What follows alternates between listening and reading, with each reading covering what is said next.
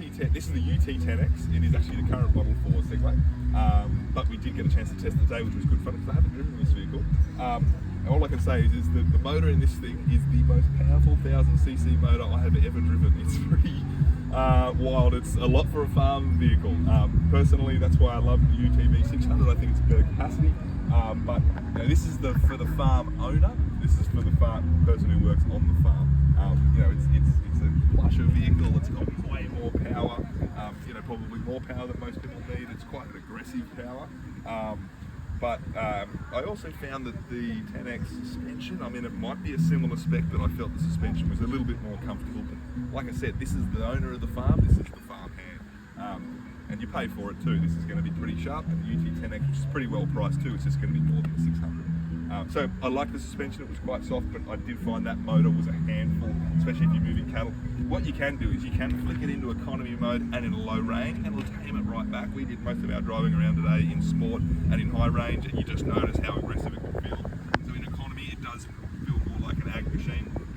I guess that's a pretty cool thing, is that you can kind of get a wreck and an ag machine out of this vehicle if you just go from sport to economy or back and forth. Really like these doors. I'm a big fan of the solid doors. I don't think it's that hard to open them and get out of them.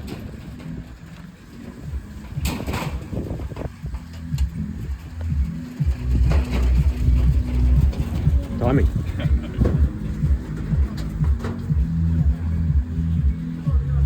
That's a bigger tub too. That's feedback. Yeah, that's feedback. Yeah, that's good. That we totally needed a bigger tub, and it's deeper. Okay. The other thing is that there's been a few things with, like dogs jumping out here, Oh yeah. getting their paws stuck. Whereas that's why they've done this. Yeah. Okay. Yeah. Wow. That's actually some feedback we gave them, Okay, cool. and like they went, okay, we'll do that. Excellent. Let me talk about that. Yeah, still going. Yeah, so I really like these doors. I'm a big fan of doors. I think anyone who's, it doesn't matter if it's wet or it's dry where you are, they're a good addition for any side-by-side. The inside of this one you would have seen before, because it is a pre-existing model for Segway. It's got the screen, this model we tested, it's got four-wheel drive, diff locks, everything like that, which is pretty handy.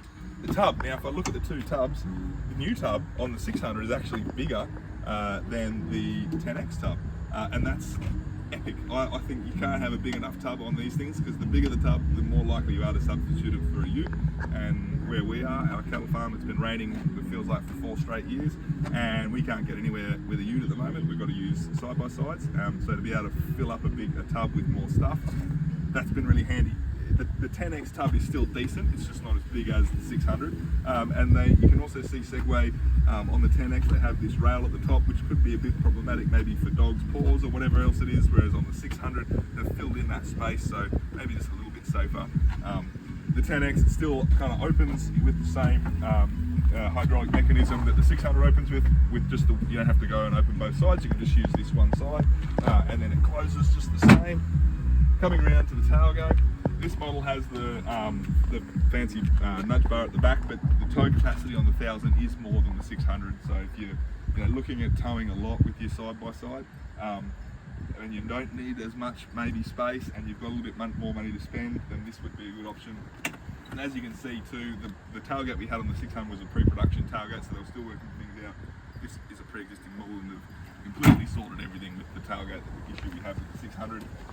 This one comes with the fancy rims and everything else, the 3 seats, and you can also see, if you look at the two vehicles, it's just a slightly bigger frame and roll cage.